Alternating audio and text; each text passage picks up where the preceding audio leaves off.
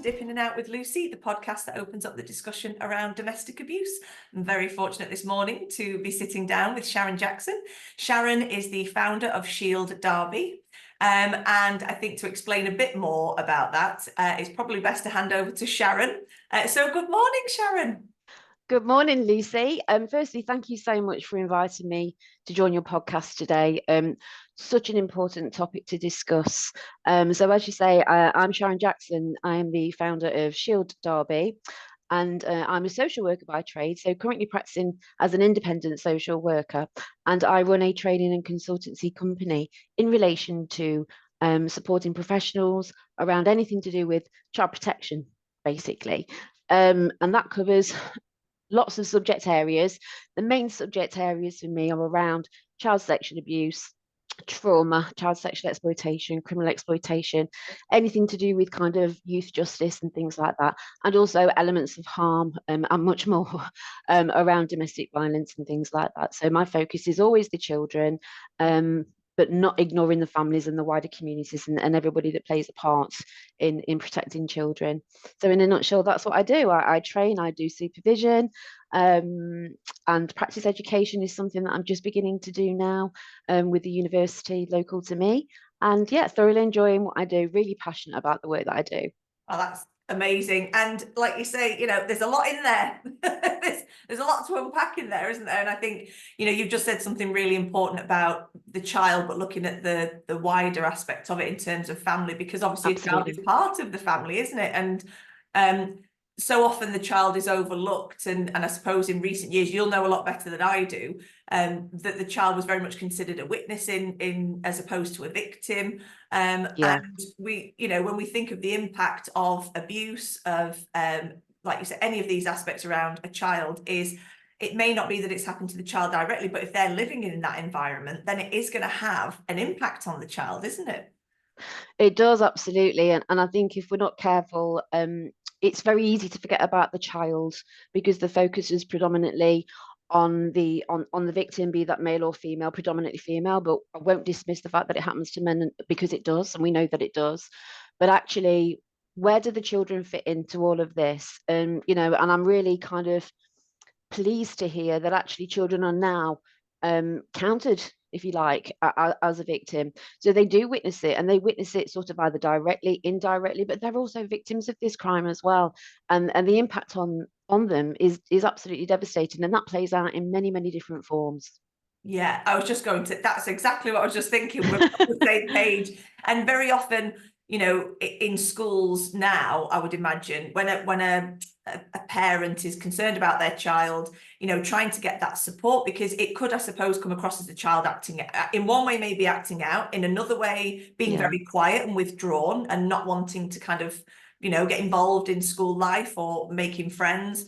And that's where it is important, isn't it, that we get that support for children, because if we can support them from an early age and say, look, this behavior is not acceptable and you don't have to put up with it in an age appropriate way, then the child stands a better chance of having a happier life, a brighter future, than if nothing is done at all and it's just assumed, well, they're just quiet, you know, they're just withdrawn, or they just like to act out. There's reasons, always a reason behind why a child does something, isn't there? Always. There is, absolutely. And as you quite rightly say, sometimes, you know, they become hidden, they become lost, you know, the forgotten child, everything is all silent. So, well, they must be all right because they're not making a fuss, or actually they're acting out in such a way that they're nothing but a trouble causer. So labels are put up on these children.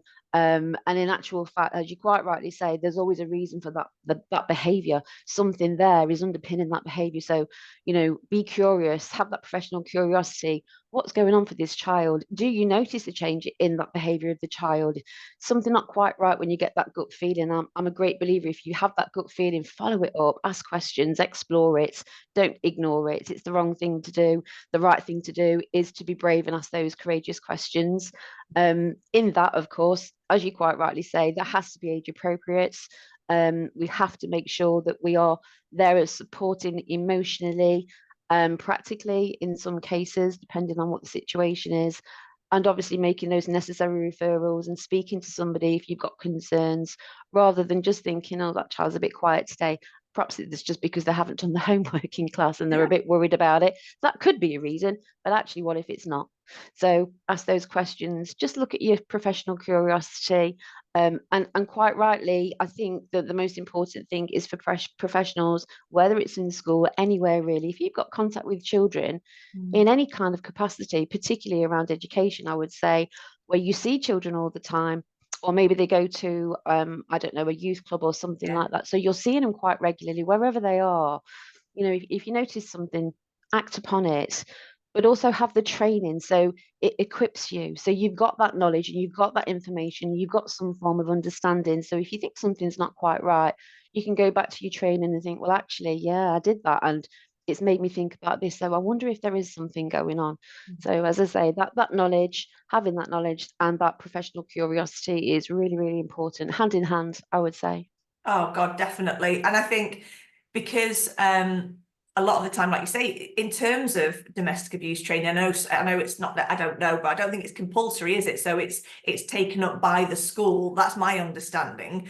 And therefore not all schools are kind of signing up to it. And it is, you know, it is an epidemic that's going on within society that we need to be talking about. And this is why it's so important to have these conversations, because it shouldn't be an intimidating conversation. It should be a scary conversation. It should be like we're doing now, talking about something that is so important because it affects so many lives. And then if we don't deal with it at the source, and if we don't look after our children, then it will continue for generations to come. And that's why it's continued over generations.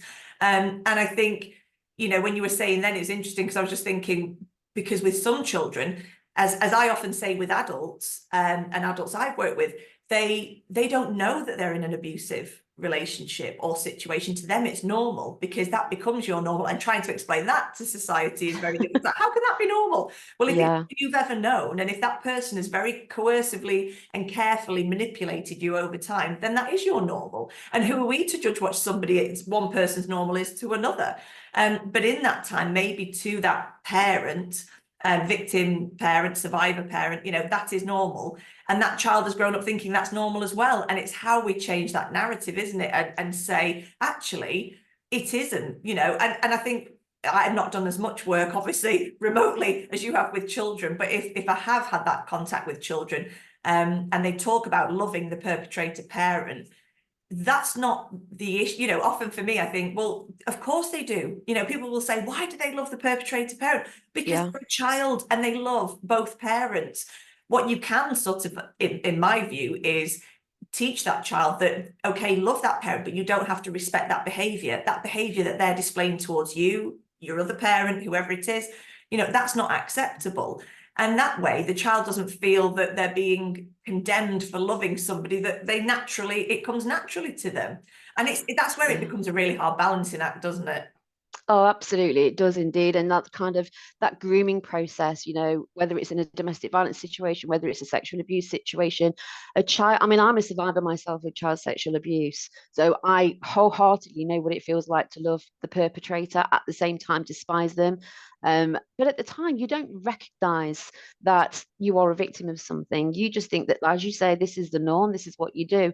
The worry there is that, you know, children will see this is how a boy's meant to behave, this is how a female is meant to behave, you know, no matter what the age, but this is how you behave, that because the role model is there. And actually that kind of sets children up to fail in society. It sets children up to fail in relationships. You know, it kind of indirectly promotes the fact that you may go on to have unhealthy relationships because actually that's the norm, that's what you think is okay. And for a boy, and I'm not just suggesting that boys are perpetrators, by the way, females are too, but actually, you know, that kind of perpetrator behavior is their norm. So, you know, where do you cross that line in saying, okay, we have to have an understanding here about why a child is behaving this way to then grow up to be the adult that's perpetrating such behavior. So the earlier we can get in there and prevent, hence what we're talking about today, and having that education for professionals, for society in general, I would say, then actually that's what we need to do. We need to do this early, and let's talk about it. You know, it's not the taboo subject it once was, but this is reality and this is what we're dealing with. So we have to be doing something about it. The earlier, the better from an educational perspective. and hopefully, you know, making some changes. We have the Domestic Abuse Act now, long awaited. Some good changes in there. There are still things that need to be active and Yeah. implemented clearly, but it's a good start. And then don't even get me started on family courts and justice systems, because that's something else. Well, do you know, it's interesting. I don't know if you saw, so I did an episode around Christmas time with Richard Port, MBE, who's partner in his Green's law firm. And we started we decided we'd do one around the family court, and I thought it'd be a great idea in the run up to Christmas, because I thought, you know, that's for a lot of parents, for a lot of people, that's where things are escalated and heightened. You know, the children aren't available over Christmas, or they've taken them away without the other parent. All the issues that go on, breaches of the order, etc. But what's interesting is that we decided to do that as an episode, and it ended up being 2 episodes. So that just tells you, I mean, we could probably do about 4 or 5, you know, it just shows you the level. And this is what I want to try and convey to the public, is that this is how important it is. This is how serious it is. If we can talk for that long about the problems, the issues, where things have gone wrong, where we can start to turn the corner and change things, then what does that tell you? You know, like you say, we can have a Domestic Abuse Act in place. That's all very well and good. But writing something on paper and acting on it and putting it into practice are 2 very different things. And I think until society understands what domestic abuse is, then that's where we're going to have to really, you know, because it is so insidious, and it isn't something that is easy to explain. That's why we have to do it in this form, I think. And for me, that's why I specialize in post-separation abuse, because again, people say, well, what's that? You know, the person has left now, they're free. And you're like, it couldn't be further from the truth. In fact, that's when things get worse, you know, more often than not. So I think you're 100% right. And I'm with you on that around education. I couldn't agree with you more. And I've been there over the years, sitting, watching my children in their primary school plays. And sadly, when you work in this arena, my brain will straight away go to looking at 30 children stood on a stage. And I'm thinking, how many statistically of those children will end up being a perpetrator or end up being a victim or survivor? Because, you know, other people would look at me and go, well, that's a bit deep and a bit dark, but it's true, it's real. And, you know, it doesn't discriminate, does it? Abuse, it doesn't discriminate. Oh gosh, no. It has Absolutely. no barriers. And you can't unlearn what you know, and that's the thing. And I think, you know, we don't want to be kind of walking around saying, I wonder if, but actually, for the prevalence of this kind of crime and this harm, and the harm to children, then actually that's what we're doing. We're doing it because we have to do that, because we're trying to protect them. And so it's trying to get the message across and support children, isn't it? That, and obviously, you know, the victim in this particular crime, but also kind of letting them know that it's okay to talk about it.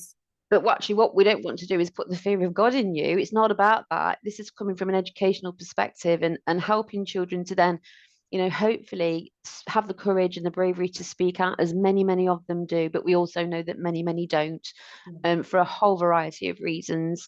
You know, and that's fair to say, you know, with the victim of the crime as well. You know, it's a huge thing. It's a huge undertaking to come out and disclose and say something, let alone manage that on a day-to-day basis as a victim.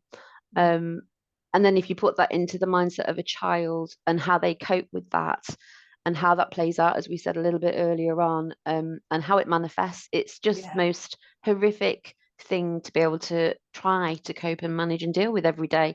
Because, you know, children will feel different to other children potentially. You know, they'll say, why can't my life be like that?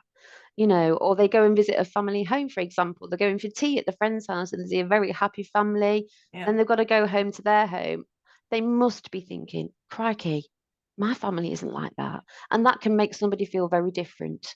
And we know when children start to feel different to other children, that can, as I say, play out in lots of different ways as well.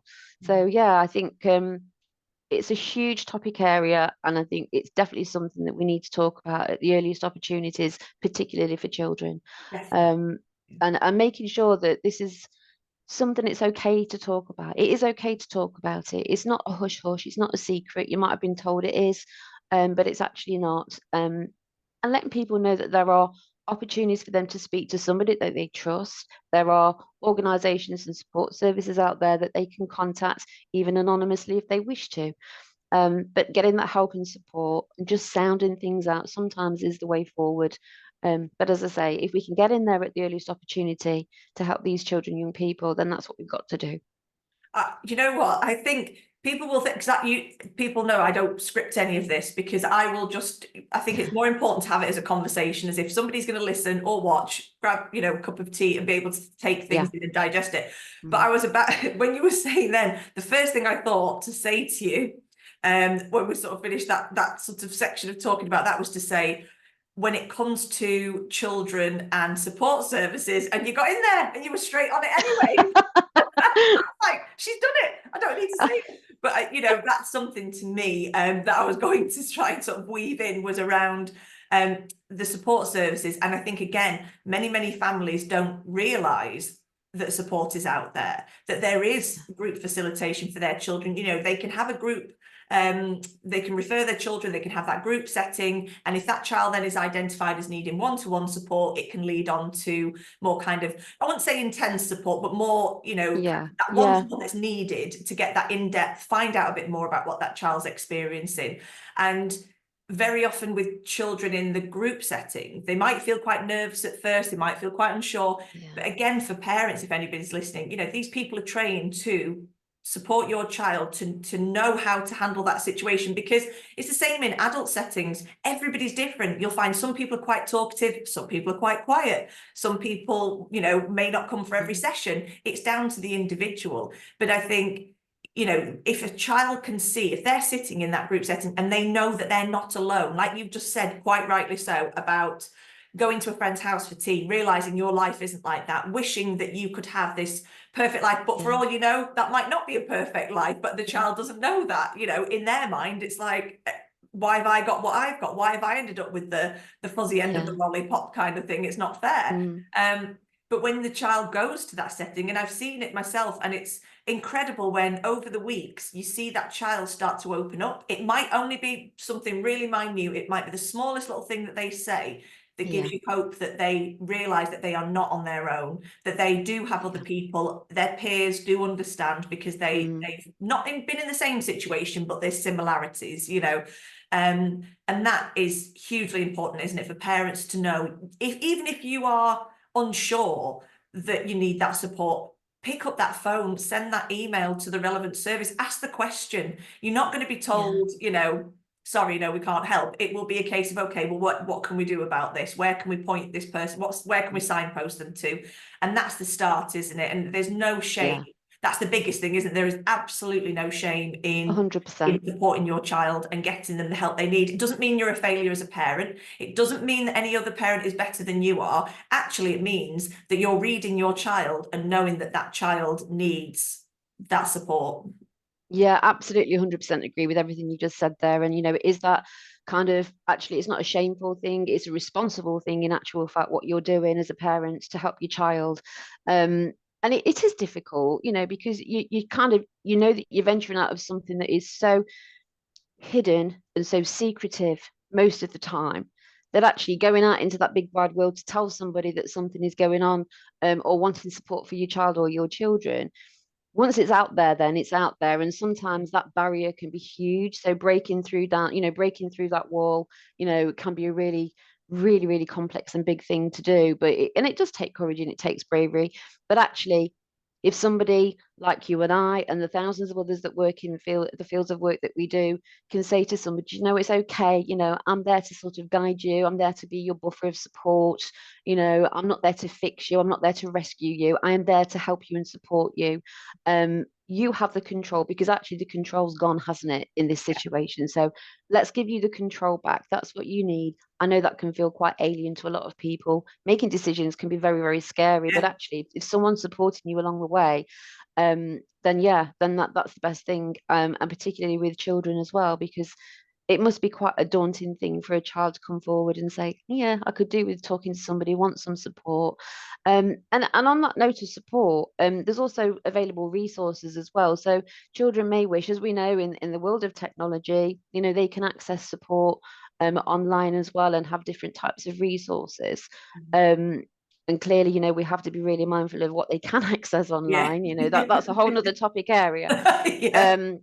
But we have to make sure that we meet the needs of the child. And if that means that we do that and provide resources and support in an online forum, whatever it may be, then that's what we need to think about as well, because not every child can get to every place or Yeah. every session or the odd session for a variety of reasons. So, we do have to kind of think about that as well.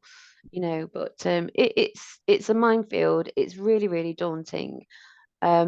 But we have to start somewhere, and we're talking about it, which is great. But if we're talking about it, we need those people to talk about it too. We need everyone to be talking about it. Absolutely. But actually, rather than just talking, it's the doing as well. So we need to make sure that we're acting on that as well as we're talking about it. Definitely that proactive, isn't it? Let's, Yeah, as we said before, it's fine putting things on paper, but we need to be making sure that people know it is safe to contact, a service. And like you say, having alternatives, having other options. If somebody can't get there for whatever reason, have that online support that's there.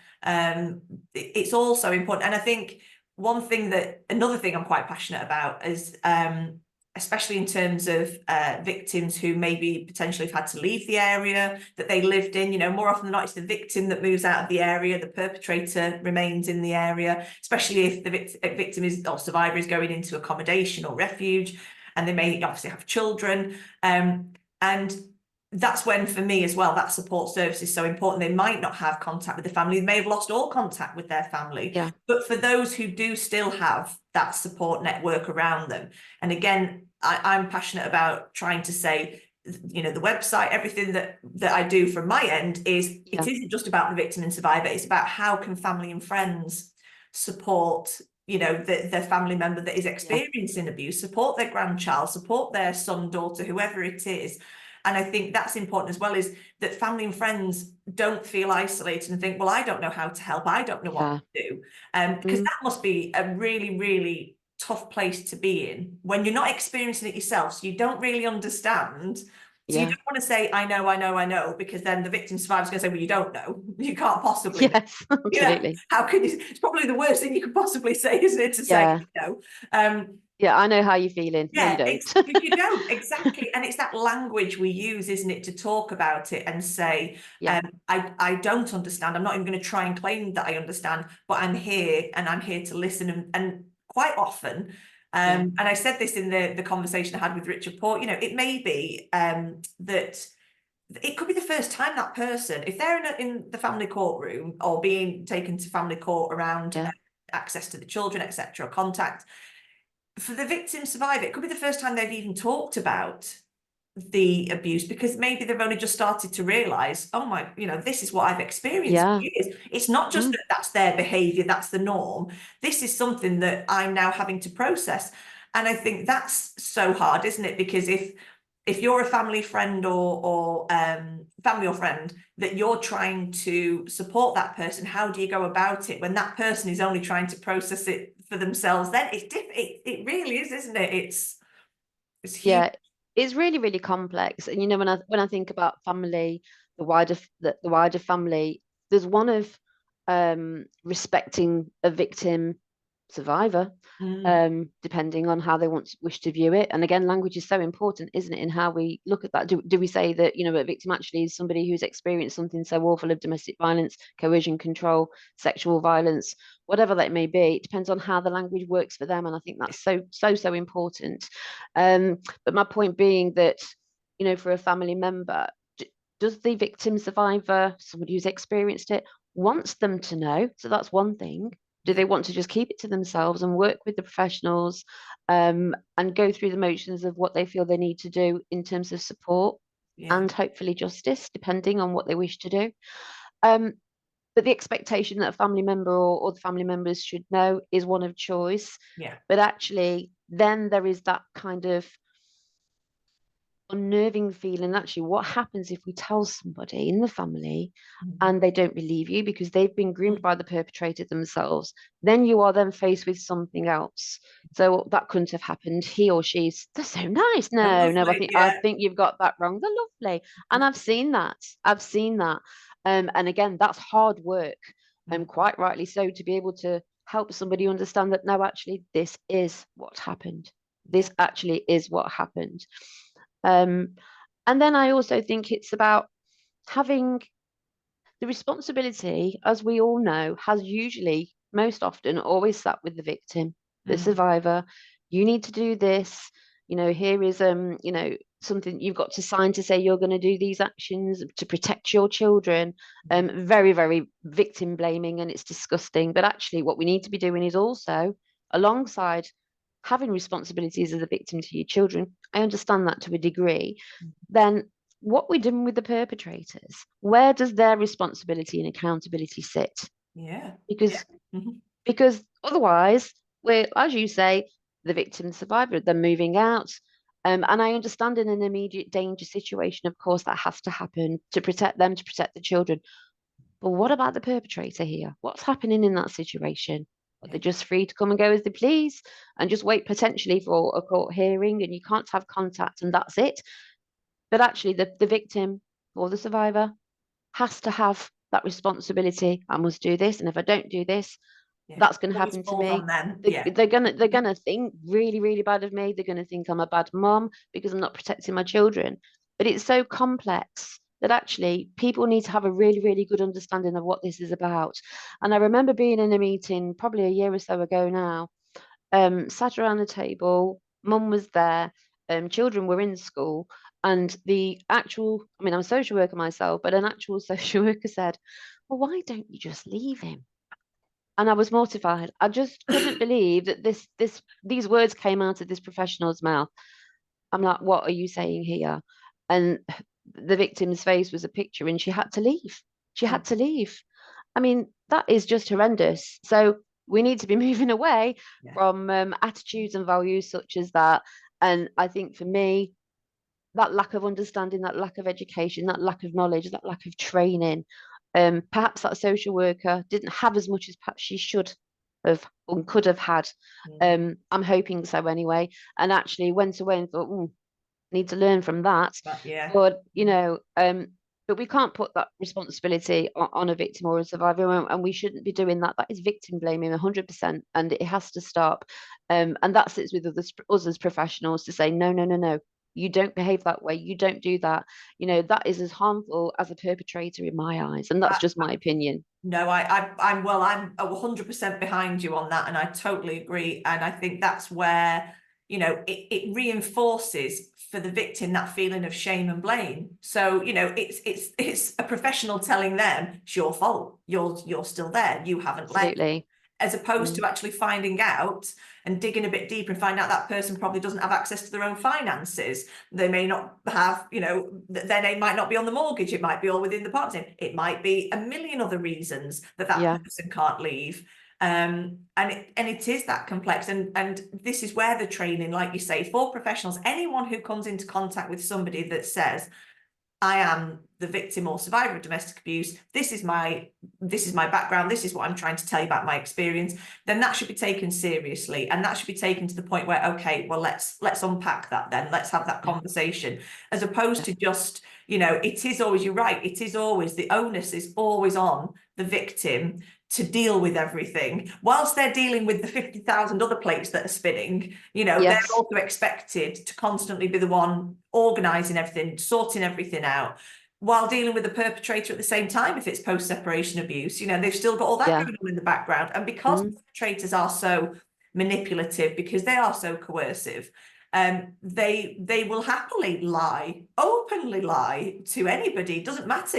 The sad thing is, if you're a decent human being, you wouldn't think of lying to a professional, would you? But a perpetrator will have no qualms in saying that never happened. No, I didn't do that. Yeah, absolutely. It's either that they're lying or they believe that they're not doing anything wrong, because to them their behavior is normal. And that's again where it gets so complicated, isn't it? And we do have a long way to go, but I think we are making those, even doing things like this. I was talking to somebody the other day and they said, if you were doing this podcast 10 years ago, nobody would be listening. Everybody would just be going, well, it doesn't affect me. It's not my problem. I don't know anybody that's experienced abuse. I've never experienced it myself. Whereas now people are starting to accept, if you work with somebody that's experienced abuse, that has that impact. If you are a manager, or, you have staff and that person doesn't feel safe or comfortable enough to talk to you. If they don't talk to their own family, they're not going to talk to somebody at work, are they, and say, look, I'm experiencing this, and now I've got to go and take 3 or 4 days off to go to family court. Really sorry, but so I'll take my holiday instead, because I don't want to rock the boat and I don't want to cause anyone problems. And this is where we need to be supporting victims and survivors in a much better capacity to say, we are behind you and we will do whatever it takes to support you through this. Because again, somebody said to me recently when I talked about mental health and domestic abuse, and they said, oh, I never thought of the two in the same sentence. And I was sort of going, how can you not? How can you not see those two things as being entangled, entwined? You know, of course they are. Because if somebody has lived in a situation where their reality has been altered by the perpetrator, then they come out, if they're fortunate enough to come out of that situation, then they have to start unpacking the fact that, okay, so that wasn't normal, that wasn't real. And I don't think, you know, people understand that aspect of it, do they? That it is a huge toll on your mental health. Then you get accused, if you go to the doctor, of going for support or looking for, if somebody chooses to take antidepressants, you know, then the perpetrator will use that against the victim or survivor, saying, they're insane. You know, this is how deep it goes, isn't it? And I think this is what society doesn't understand. It's not just this surface problem of, we've got an issue with domestic abuse, you know, we'll leave it to the professionals. No, it's everybody's responsibility. Completely. Absolutely. I totally agree with you there. And, you know, it is that kind of the attitudes and values of society in general, but the expectation of a professional is that they should have that understanding, especially if they are a social worker, if they are somebody that's working in a family court, as somebody working in a criminal court, you know, to have that understanding. And I do think that there should be kind of specialist knowledge and understanding, training for judges particularly as well, and magistrates, to have that understanding of what domestic abuse and violence and coercion and control is actually about, because the coercion and the control element of that, and the emotional and the psychological damage and harm it causes to people is absolutely horrific. If somebody is violent, you'll see a mark, you'll see a bruise or something like that. It's quite clear that that has happened. But actually, when you look at it on a deeper level, no, it could be that and all of that. So, you know, there has to be much, much better understanding for people that are making decisions about people's lives, and making decisions about criminal justice and sentencing and things like that, but also thinking about the children and thinking about how this works in terms of child contact. Should they have contact with said person, especially if they've got PR, you know, should they be having contact? Should it actually be a no contact order? I've dealt with a situation recently whereby it was a no contact order. The mum was so violent that actually it was too damaging and harmful for the child. Now, in that situation, you're not only dealing with, well, let's say, for example, a child has contact with perpetrator that hasn't harmed the children directly. But we all know they've been harmed. But actually they're having this child contact. So you're managing that in some capacity. And that's got to be very difficult for a child, knowing that their parent, or, you know, whoever it may be, is in custody and they're having contact, or maybe they're not in custody and they're still having contact under supervision. So that's one way of managing that and how you manage that. But what if there is no contact order in place? And what if that child wants to see their parent, their carer, whoever it may be, but actually they can't because there's no contact order? How do we then manage the impact of that again on the child? Because the child will feel abandoned. Well, my dad or whoever, well, they don't want to know. So how do you explain that age appropriately to a child to help them understand that A, it's not their fault, it's not that they're not wanted, but actually what it's about is said person's behavior, you know? So it isn't just a case of, oh, this is a situation, yes, this has happened to you, this person may or may not go to prison and may have a fine, whatever the justice may be, but actually the person may not want to report. That's their right, that's their choice. Where does the child fit? Where do the children fit in all of this and the impact on them? Because it's immense. It goes far, far deeper than not just, that's a horrible thing to say. It's far, far deeper than the mum or the dad or whoever has experienced that violence and harm. It's the children too. And it's a minefield. It's an absolute minefield. Yeah, and that's why we need to have these conversations so that you know, society, when I always say society, but part of society are the social workers, are the judges, are the CAFCAS officers, you know, all the first response team, everybody that's out there, they are all part of society as well. And it's that responsibility, isn't it, to say, I don't want to be able to put my head on the pillow at night thinking, if I was unsure about something, that I didn't do my due diligence, do my best, try my hardest to make sure that I got to the bottom of that situation, instead of just saying, well, the law only allows for X, Y, and Z. That's the process, that's the protocol, that's how we stick to things, that's the policy. You know, we don't cover these things in that policy. And that to me is where so many children are being abandoned, really, you know, abandoned by the system, because they aren't being considered. You know, it's all very much, and I always find that really interesting, you know, in terms of it's the wishes and feelings of the child when we talk about, say, for example, the family court system. But how often is the child's wishes and feelings taken into consideration? You know, and that's the difficulty for me. And nobody is saying that a child shouldn't have, you know, access to speaking to both parents or contact with both, depending on the situation, obviously. But if we don't educate people about this, then nothing is going to change. You know, we're going to be in the same situation years from now, where people are just saying things like that to a victim, saying, well, why don't you just leave? Yeah, absolutely. It's shocking, and just listening to you talking there is just taking me back to a situation I recall whereby parents had separated. In this case, dad was the perpetrator, very, very violent and physically, sexually, and everything else you can think of.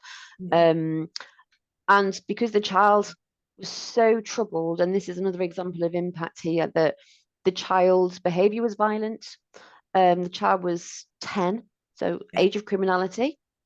Again, also a worry. And actually, the child had made allegations against mum, that mum had said things violently, mum hadn't. But this was part and parcel of, as it later kind of was understood, that this child was behaving in such a way, making allegations because he wanted to be like his dad. And in terms of identity, you can really, really understand all of that. So the child clearly needed help and support, and is receiving that now, thankfully. But in that particular moment, the child was at school, the child was taken from school and placed with dad, who's got PR, but because dad had PR, that's the decision that they took, to place son with dad, who was violent, very, very violent, and lots of inappropriate associations, let's say. That lasted for about 2 months, I recall. For about 2 months. Mum was beside herself. Anything could have happened to that child in that situation. And quite likely, I won't say for sure, but quite likely, there's certainly psychological damage would have been caused. That I know for sure. But actually, it took time for professionals and everybody to come together to understand, this shouldn't have happened. What if that child had died? We are then faced with another situation. We know that it happens in the home where the parents are together or whoever, and it does happen. We know that. But this was a separation issue as well, and child was placed. And in actual fact, you know, what if? Then we would have had the reviews again. Then we would have had, well, lessons will be learned. And nothing changes. I'm a great believer in that. We do need to learn every day. We need to learn, but we shouldn't be learning from harm to a child. We shouldn't be learning from a child death. We shouldn't be learning from a victim of domestic violence, sexual assault, when it's too late. So this is why prevention is so important here. You know, and I just remember that case vividly, thinking, oh my gosh, that's absolutely horrendous. What should have happened is the person who was making those decisions should have looked deeper into that case. They should have read the files. There's lots of police reports. They should have read the file, but no, because it was a Friday, and it was a Friday. Not saying that that's the issue. You know, but that's cropped up before now, you know. But Friday, it was a Friday. Child was taken place with dad because dad had PR. You know, that doesn't mean just because you've got PR, you're not violent. Doesn't mean that you're not an abuser because you've got PR. But that's literally how it was. So, and as you can imagine, there was a lot of work to do with mum in that situation. Absolutely traumatized, beside herself. And you know, and thank you for sharing that, because that is one example, like you say, of thousands and thousands of examples. And it's a brilliant example because it's a terrible example, but a brilliant example in the sense of where things are going wrong. But again, you know, something that I've noticed over the years is we expect, or professionals expect, a victim or survivor to come forward, speak out, speak their truth. What happens when during that multi-agencies involved, etc., that person, i.e. in this instance the mom, is let down so badly? How is she ever going to trust the system again? And this is the issue, isn't it? How is she ever, if anything ever happened in the future, how is she ever going to think, I know, I'll go straight away and speak to the police, or speak to children's services, etc.? Because she'll have lost all faith. And so many victims and survivors have no faith in the system because they don't think that all the agencies are speaking to each other. They're not working, you know, as they say, singing from the same hymn sheet. Somebody might know something here, somebody else knows something there. Somebody doesn't want to dig deeper because it'll take too long to pull it all apart and find out what's really going on. We haven't got time for all that.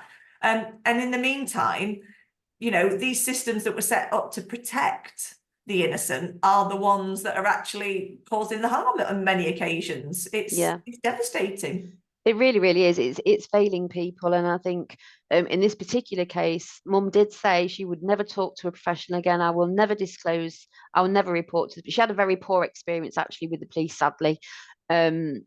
And in her words, the person from the police that dealt with her situation way back, probably 5 or 6 years ago or so now, when she first made that report, which takes huge courage and bravery to do that. You know, everything's coming out. It's the most horrendous thing to go through. And in her words, he was as bad, because she had a male officer that was dealing with it. He was as bad as the perpetrator, if not worse. She said he was very misogynistic, very, in her words, anti-female. She just felt that from the get-go. And she said it from the start, this is going to go nowhere. He's not very nice. He doesn't believe me. So all of those kinds of things in that situation, and we see it and we hear it.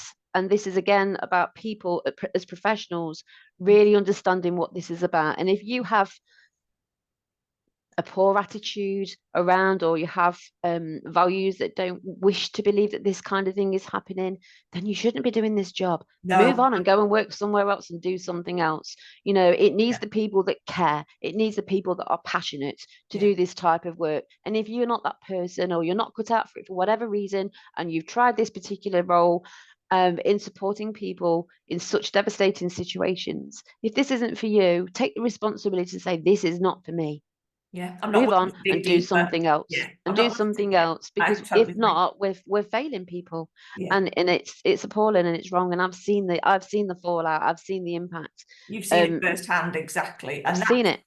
That would be so frustrating as well, because you know, you're in it for 100% the right reasons. You want to see those changes. You're doing your best to help people. And although I don't know you very well, I feel like I know you well enough to know that you would go that extra mile. You know, you would 100%. You know, you would stay that extra hour in the evening to say, okay, I need to find out what's going on here. 100%, I can guarantee that's your character.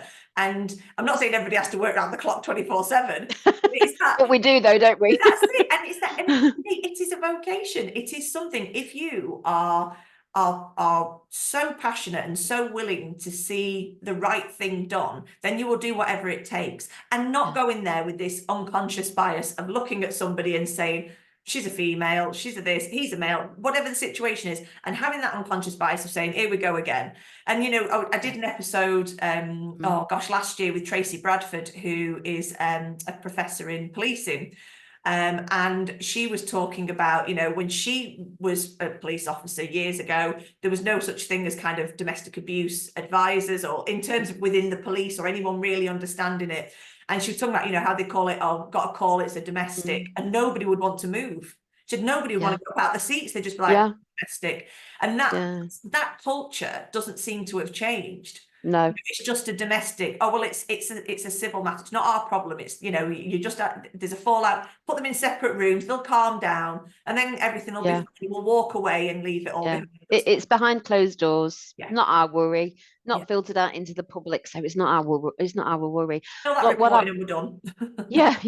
But what I will say is, whilst I've spoken quite negatively, there are some fantastic professionals, many fantastic professionals, and people are getting support. There are some that are getting the most fantastic support in such dire situations. So I do think it's fair just to acknowledge that some people are receiving good support. They have had, for want of a better word, a positive experience when making Yeah. reports. So it's not all doom and gloom in that sense. And I just really wanted to echo that, because I just thought I've spoken so negatively, but quite rightly so, because if we don't pull out the negatives, then we're not going to create change. If we only focused on the positives, then what, we won't be doing this, would we? We wouldn't be sitting here having No, a conversation if exactly. everything was working well. But exactly, you're right. There are always going to be people that want to do the right thing, and they Yeah. shouldn't be overshadowed by the people that don't have the right kind of characteristics or kind of job love of the job. They're the ones that obviously are an issue, sadly. But you're right, there are many, many professionals out there, and there are many, many people that are getting that support that they need. And then you will end up finding that the ones, sometimes, not every time, but sometimes the ones that do get the right support then want to go on and volunteer for the local charity, or work Yeah, for the charity, absolutely. or join the police, or do whatever it is, because they've had that positive experience. They want to give back, for want of a better Yeah, term, because that gets very overused, but they want to true. never see somebody else be in the position that they were in. Yeah, There are people who have that, like yourself. What you do is incredible, and you've had to experience something that I can't even imagine, and yet you've chosen to dedicate your life to doing something to help other people. And that to me is, I can't even take my hat off to you. I'd have to stand, I'd have to, I don't know, put you on a very high pedestal, and that's not even enough still. But it's incredible, because you could have just said, actually, no, that's not for me. I've had my own experience, and I can't even face the thought of, because that will obviously, for your, well, somebody said to me the day, it was Carrie Bauer, and I went yeah, on her podcast, and we were chatting afterwards, and she said, we talk about the fact of, I will always say moving forward. I never say moving on, because I think, again, it does that disservice to victims and survivors. Is you don't move on. It's not like done and dusted, that's it. It's another chapter of your life. Forget that chapter. We're now. oh yeah. It is something that will stay with you, but it's how you then choose to use what you've Yeah, learned, very sadly, from those experiences, and then turn that into something that is going to enact change for other people. And that yeah, to me is the massively. moving forward. And I tell you what, you're moving at a rocket's pace the way you help people. It's amazing. It's incredible. Well, We're very lucky to have people like you in the world, definitely. oh, bless you. Well, that's really kind to say, but for True. me, it is my passion. Um, Anything to do with trauma, children's mental health, as I said at the very beginning, child sexual abuse, exploitation, domestic violence, where children are concerned. If I can help now in the work that I do with professionals, then that's now where I'm at. I've come from the front line. I've had my own lived experience. And I've learned so much throughout my career and my journey so far. So now I feel really privileged, actually, to be able to say, do you know what? This is what I know, and I'm still learning. I learn every day. Every single day I learn something. I'm always researching. I never stop, actually. I'm always learning something. I'm always doing some other training myself, because it's important that, you have that knowledge and understanding. But for me now to be able to impart that to and for professionals, with professionals in their practice, that can make a difference in people's lives, for Mm. me that's like winning the lottery.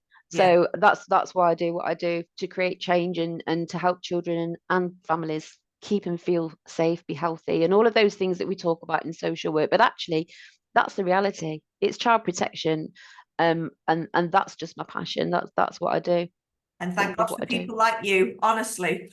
And I couldn't have summed it up any better myself. I really couldn't.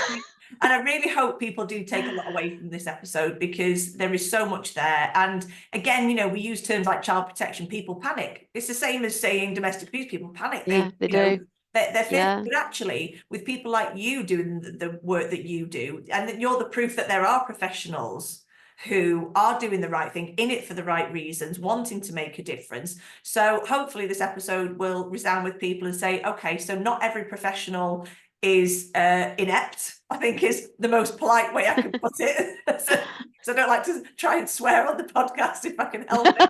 But yes, I think with people like you out there, then that does give us hope for the future. And I think that's a perfect note to end on. well, thank you for having me. Oh, It's thank been an you. absolute pleasure to talk about something that is so horrific.